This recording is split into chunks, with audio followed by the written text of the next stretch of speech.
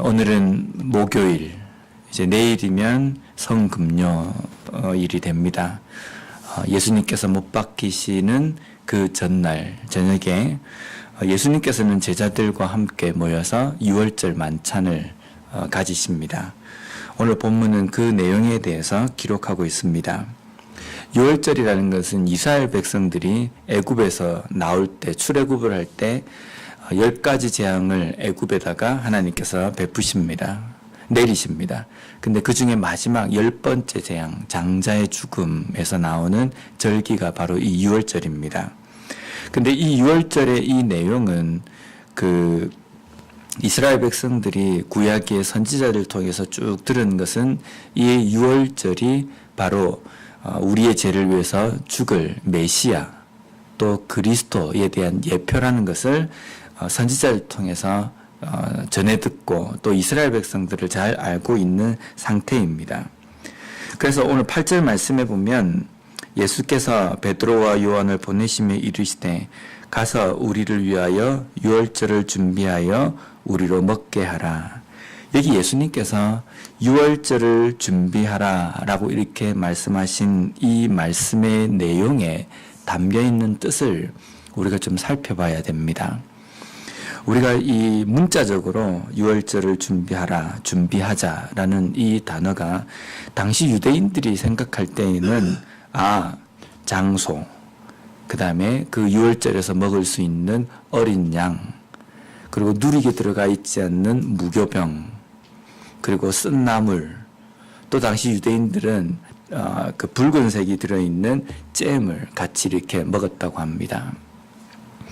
그러면 예수님께서 유월절을 준비하라 라는 이 말씀의 표면적인 말은 장소와 이런 것들, 먹을 음식을 좀 준비하라 라는 이 뜻이지만 예수님께서 유월절을 준비하라 라고 하시는 이 말씀에 담겨 있는 또 다른 의미, 원래의 의미는 어떤 것이냐면요. 지금 이 유월절이 구약시대에 쭉 예언이 되고 또 예표되어 있는 것이 누구냐면 지금 제자들 앞에 서 있는 예수님입니다. 예수님께서 인간의 몸을 입고 이 땅에 오셔서 우리의 죄를 위해서 죽어주시는 그 십자가의 사건을 예언한 것이 유월절입니다. 그러면 유월절의 완성은 예수님의 죽으심입니다. 그러면 유월절을 준비하라 라는 이 뜻은 예수님의 죽음을 준비하라 라는 의미와 똑같다는 겁니다. 그러면 이 말을 들은 제자들은 무엇을 떠올리고 어떤 생각을 해야 되냐면 예수님께서 십자가에 못 박혀 죽으실 날이 다 되었구나라는 것을 깨달아야 되거든요. 어떻게 제자들이 예언자도 아니고 이런 이야기를, 이런 뜻을 알 수 있습니까?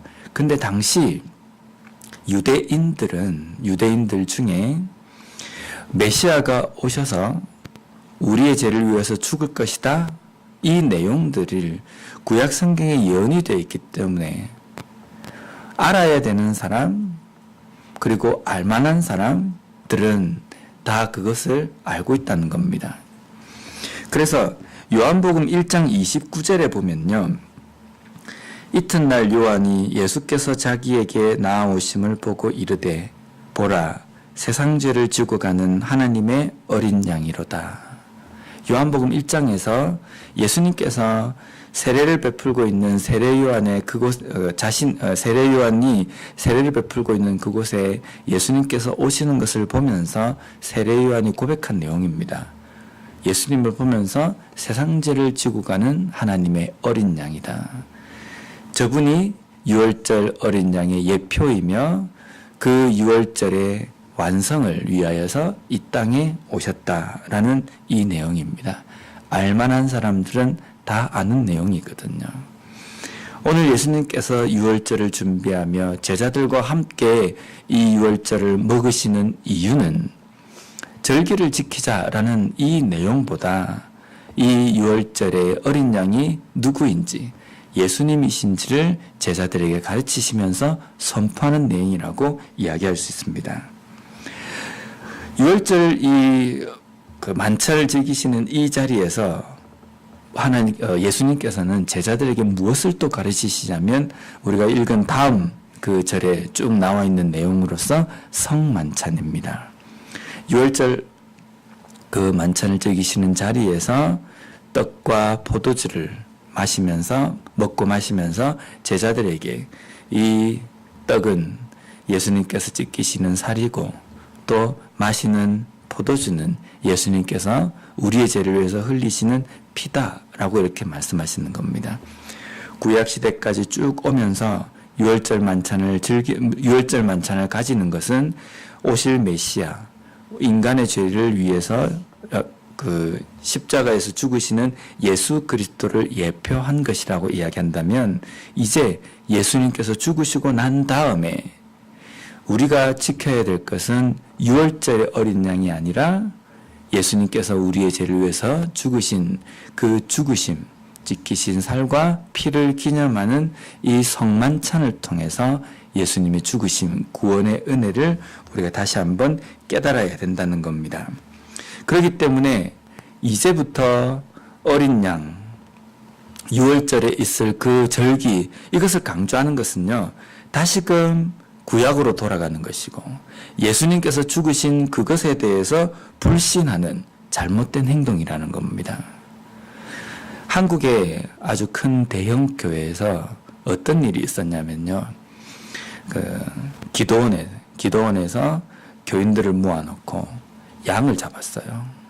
양을 잡고 포를 뜨고 내장을 꺼내고 그것을 불에 태우는 그 6월절의 이 제사를 재현을 했다는 겁니다. 그걸 유튜브로 촬영을 해서 또 유튜브로 또 방영이 되기도 하고.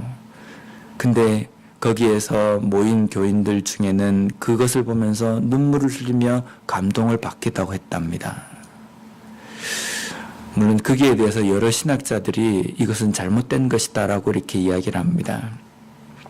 우리가 지금 기념하고 또 재현이라는 표현은 좀 그렇지만 기념하고 우리가 다시금 새겨야 될 것은 6월절 그리고 구약의 제사가 아니라 예수님께서 우리에게 말씀하신 이 성만찬을 우리가 기념하고 되새겨야 된다는 겁니다.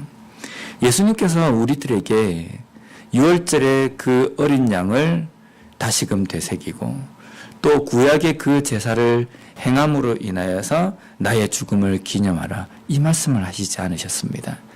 예수님께서 우리에게 말씀하신 것은 예수님께서 죽으시는 그 죽음, 성만찬을 통해서 예수님께서 다시 오시는 그날까지 나의 죽음을 잊지 말고 기억하라라고 말씀하셨다는 겁니다. 그렇기 때문에 우리는 다시금 구약으로 돌아가는 것이 아니라 예수님께서 죽으심으로 말미암아 구약의 모든 예언들이 완성이 되었기 때문에 예수님께서 우리에게 주신 그 복음과 말씀을 깊이 되새기면서 살아가는 것이 필요하다는 겁니다. 그래서 우리는 성만찬을 할 때에도 이 성만찬이 어떤 의미가 있는지를 정확하게 우리가 명심하고 그 성만찬을 가져야 된다는 겁니다. 성만찬은 나의 죄를 위해서 찢기신 살을, 그리고 나의 죄를 위해서 흘리신 예수 그리스도의 그 피를 기념하는 자리입니다. 그것을 통해서 우리는 구원의 그 은혜를 다시 한번 깨닫고 하나님의 은혜에 감사하는 시간을 가져야 된다는 겁니다. 이번 한 주간 동안, 고난 주간 동안 우리는 예수님의 고난을 우리가 묵상하고 예수님의 죽으심에 대해서 생각한다고 한다면 그 최종 정점인 예수님께서 죽으신 그 죽으심과 함께 부활의 그 은혜를 반드시 우리가 마음속에 다시금 되새기고 깨닫는 시간이 되어야 합니다. 그 의미를 온전히 깨닫고 묵상할 수 있는, 보낼 수 있는 이 시간이 되었으면 좋겠습니다. 기도하겠습니다.